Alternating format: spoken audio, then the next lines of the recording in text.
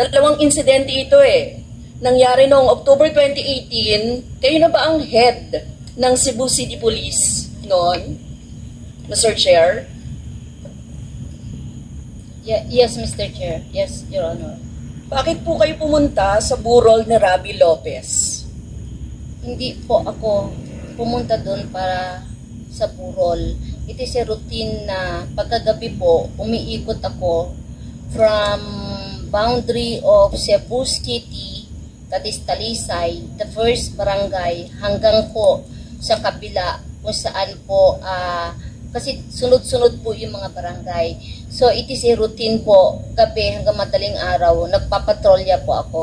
So I passed by po doon sa burol po nung anak ni Miss Rosales po. At napansin ko na puro sugal, na marami po nagsusugal. So sinita ko po, sabi ko, wag kayong magsugal, instead, mas maganda magdasal. Yun lang po. Actually, no parating pa lang ako, nagtakbuhan na po yung mga tao.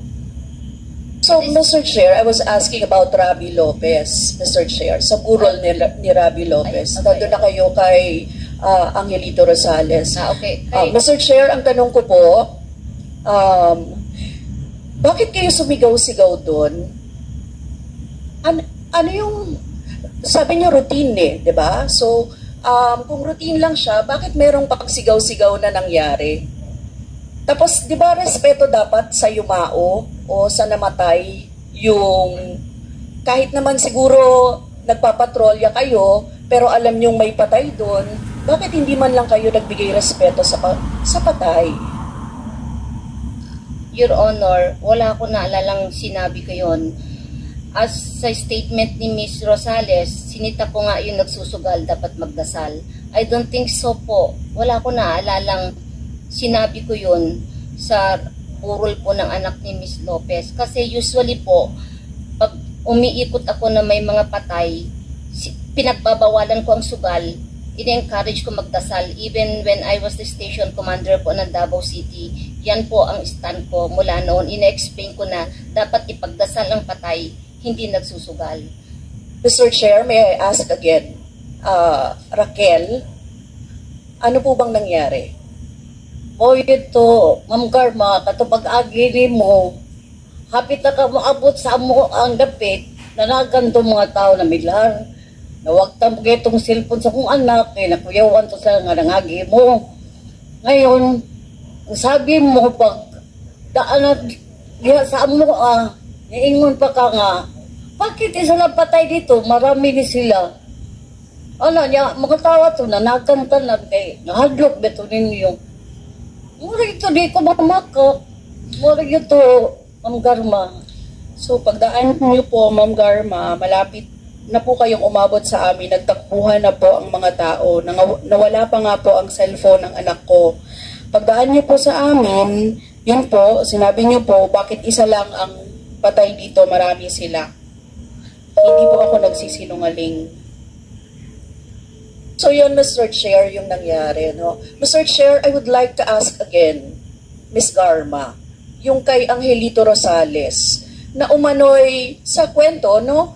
Mistaken identity ang nangyari. Ikaw, bilang head ng Cebu City Police, meron bang ginawa para maibsan yung kamalian ng mga tao na pumatay kay Angelito Rosales? Considering that mistaken identity ang nangyari kay Angelito Rosales, or is he considered as a collateral damage?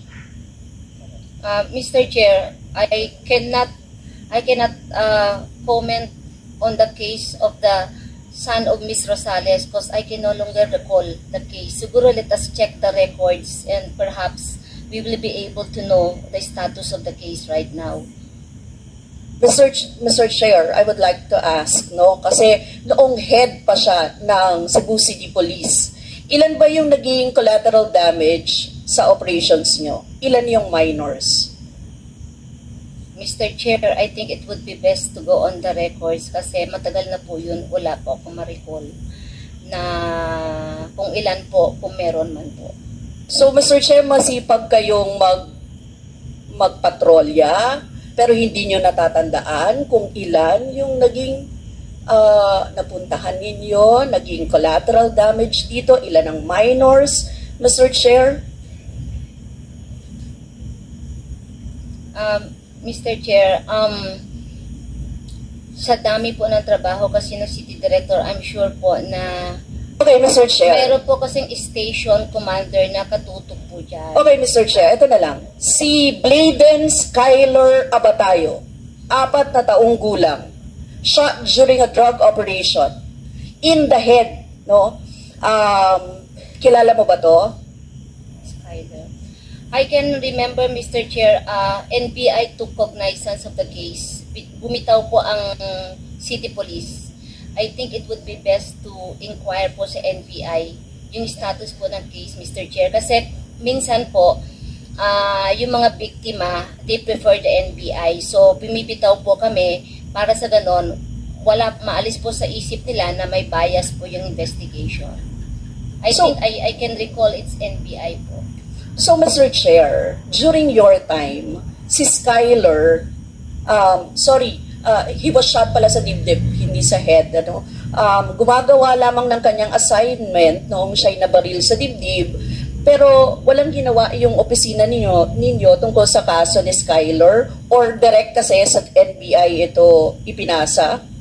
Pagkatapos ng nangyari kay Skyler, meron ba kayong ginawang mga hakbang para makasiguro na hindi mauulit yung mga ganitong pangyayari, Mr. Chair? Mr. Chair, initially, nag-process po ang local police, but ang nag-intervene eventually is NBI. So we turned over. I think yun ang pagkaka-alala ko po, na turn over ng local police po lahat sa NBI. Kasi po, para po sa ganon, hindi po mapag-isipan na may bias. So NBI, pero sa inyo, wala kayong ginawa. You just turned it over. No, Mr. Chair, meron po, kaso nga lang, nagkaroon ng preference na NBI. So, pinagbigyan namin na NBI na lang kasi baka kung sakali hindi favorable ang result sa kanila, baka sabihin po na inayos. So, bumitaw kami para sa ganon maging neutral yung pong investigation, Mr. Chair.